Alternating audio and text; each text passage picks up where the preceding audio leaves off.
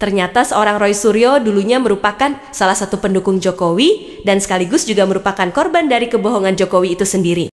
Hal tersebut terungkap saat Roy Suryo diundang di podcast YouTube Deddy Sitorus Official beberapa hari lalu. Roy secara belak-belakan mengungkapkan semua kebohongan yang telah dilakukan oleh Jokowi. Salah satunya yaitu mengenai mobil SMK yang merupakan kendaraan politik Joko Widodo untuk melangkah menuju ke kursi Gubernur DKI Jakarta.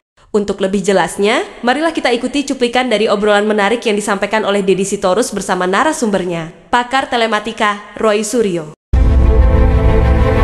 Welcome to your channel, QNC, berdiri kokoh di tengah. Mas Suryo juga pendukung Jokowi, bukan? Iya kan? Ikut. Gini, pendukung dengan idenya yang luar biasa. Waktu itu kan ada ide mobil SMK. Nah, saya memang awalnya, dari awal itu saya memang membantu adik-adik SMK, Sekolah Menengah Kejuruan, tapi di bidang TI. Oke. Waktu itu dengan Kang Ono Purbo, dengan Nugroho, dengan Armen Langi, Budi Raharjo dan lain sebagainya. Nah, karena kita kedekatan dengan Sekolah Menengah Kejuruan, waktu itu ada program SMK yang bikin motor. Bu Rini Sumarno. Yang di Kalimantan. Kansen, ya kan? Kemudian ada SMK mobil. Nah, Pak Joko Sutrisno waktu itu. Gitu. Nah, beliau kontak saya, Mas, ini bantuin dong, kita lagi bikin kayak gini. Nah, saya makanya lihat waktu itu kebetulan saya kenal juga dengan Pak Kiat Sukiyat. Nah, kebetulan karena memang waktu itu kan ada 5 pionir gitu ya, atau 5 prototipe. Lah, ada SMK di Kendal, SMK di Borobudur, SMK di Solo, SMK 2 saya lupa mana lagi ya gitu.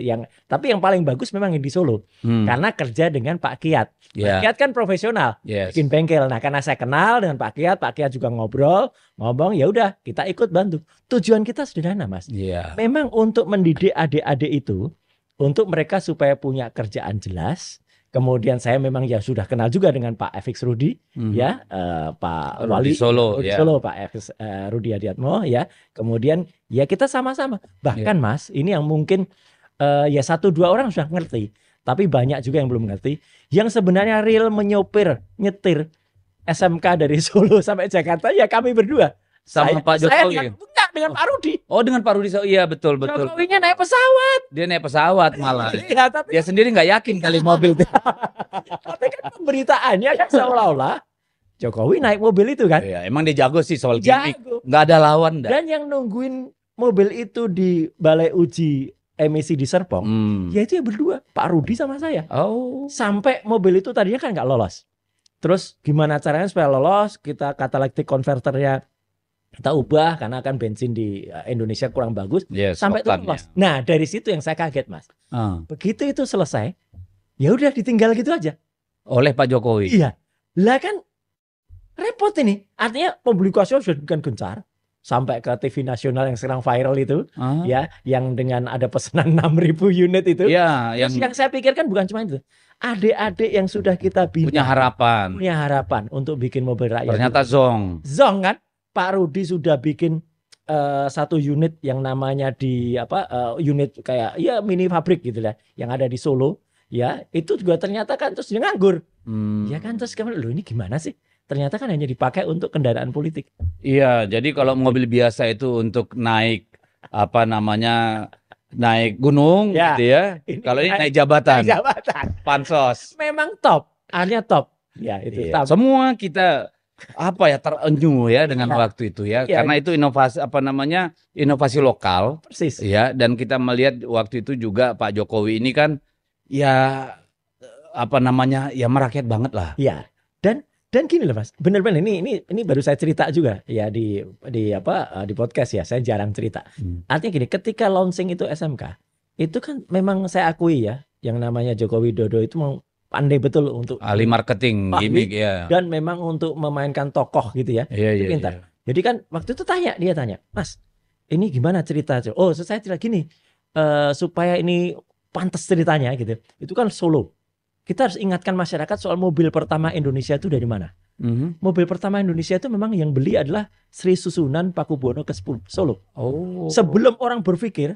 Jadi dibangun narasi legendaris. Narasi legendaris. Ketika tahun 1898 itu ada mobil yang Sri Susunan pesen langsung. Dan ini hebatnya Sri Sunan ya. Pesen tuh gak hanya mobil Mas, tapi sama 2 orang. Satu sopir, satu lagi mekanik. Ya kan zaman dulu kan nggak mungkin nggak ngerti kan kayak apa. Sampai mobil itu disebut kereta setan karena bisa jalan sendiri.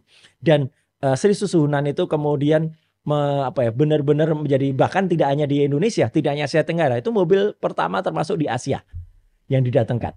Terus yang menarik lagi, kemudian ini memang kata-kata dari Joko Widodo asli. Terus kok nanti kalau Mas Roy yang nyopir gimana gitu ya? Ya karena orang Indonesia, Mas, ini menarik, yang punya Rebues. Rebues itu SIM pertama itu memang orang Jogja. Oh gitu. Namanya Pak Ponco Pratomo. Itu sejarah ini. Nah jadi Mas orang Jogja. Saya orang Jogja. Saya buatkan narasinya. Ada gambarnya Sri Sunan, ada gambarnya Benz Python. Yang kebetulan memang hobi saya kan mobil Mercedes. Dan artinya mobil kuno lah. Kolektor gitu. ya. Enggak lah kalau kolektor. Terus ya itu, wah dibacakan top banget. Itu viral bener cerita itu. Sampai kepada launchingnya itu ada tari-tarian, ada sesaji, ada dimandikan kembang. Betul, terpayang. Iya. Oke, terus ternyata ditinggal. Itu setelah jadi gubernur. Setelah jadi gubernur. Oke. Nggak ada lagi cerita itu. Kapan Mas mulai meninggalkan atau katakanlah tidak percaya sama Jokowi? Sebenarnya masih ketika jadi gubernur tuh, saya masih ada 1-2 kedekatan. Komunikasi. Ketika beliau gubernur, kebetulan saya tunjuk menjadi Menteri Pemuda Olahraga oleh Pak Presiden SBY. Itu ketika kami mau memindahkan Stadion Lebak Bulus. Karena Stadion Lebak Bulus digunakan untuk MRT. Nah, di situ yang viral Mas, sekarang videonya lagi viral nih. Yang disebut-sebut Roy Suryo itu dulu pernah katanya adiknya Jokowi gitu kan. Saya nganggap beliau sebagai kakak gitu. Ya itu kan unggah-ungguh. Atau tata sopan kita. Saya sowan ke balai kota. Itu masih dekat. Masih dekat waktu itu. Tapi ketika kemudian kasus itu calon stadionnya waktu itu nggak jadi-jadi, kan sempat JIS itu kan masih lama. Nah itu mulai.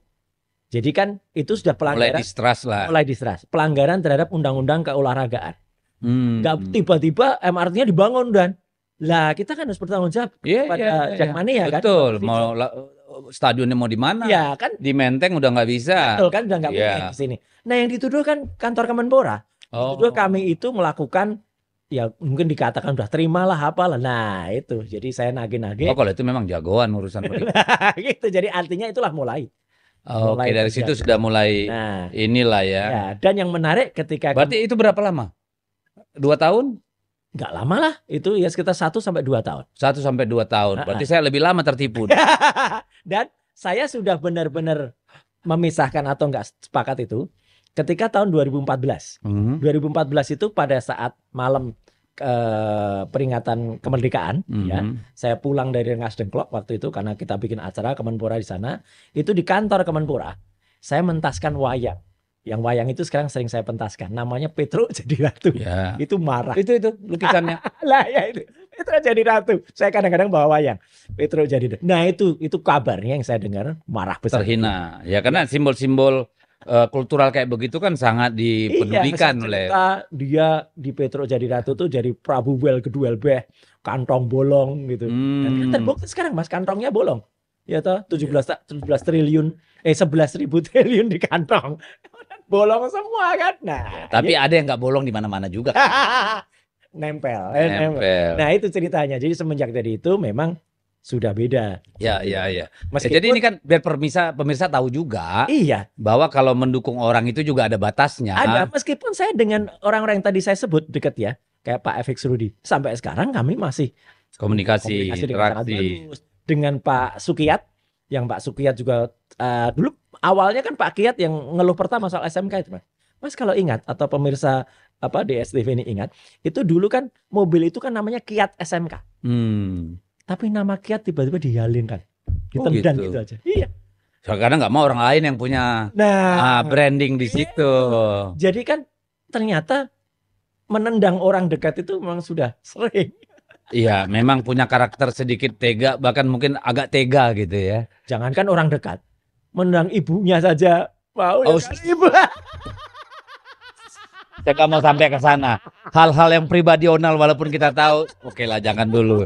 Oke, saya juga mau bilang sama pemirsa ya. Dulu Coba perhatikan saja orang-orang yang dulu berada di belakang Jokowi ya, dia jadi gubernur terus presiden. Sebut saja Mas Hasto Kristianto, malah diadiin penjara kan. Ya. Si apa namanya Rini Sumarno ya, Betul. begitu juga nendangnya. Iya kan. Sudirman Said gimana, Anies Baswedan kayak apa kan Anies gitu nih. Baswedan itu adalah deklarator loh ya.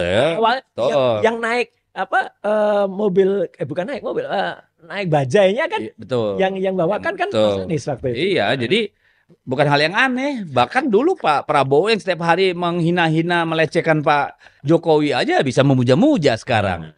Tapi ya itulah nggak apa-apa lah, Tapi kan buzzer. juga kebalikannya. Ya. Anaknya dia kan ganti menghina-hina Prabowo Masa? dalam akun Kaskus Pupu. Oh.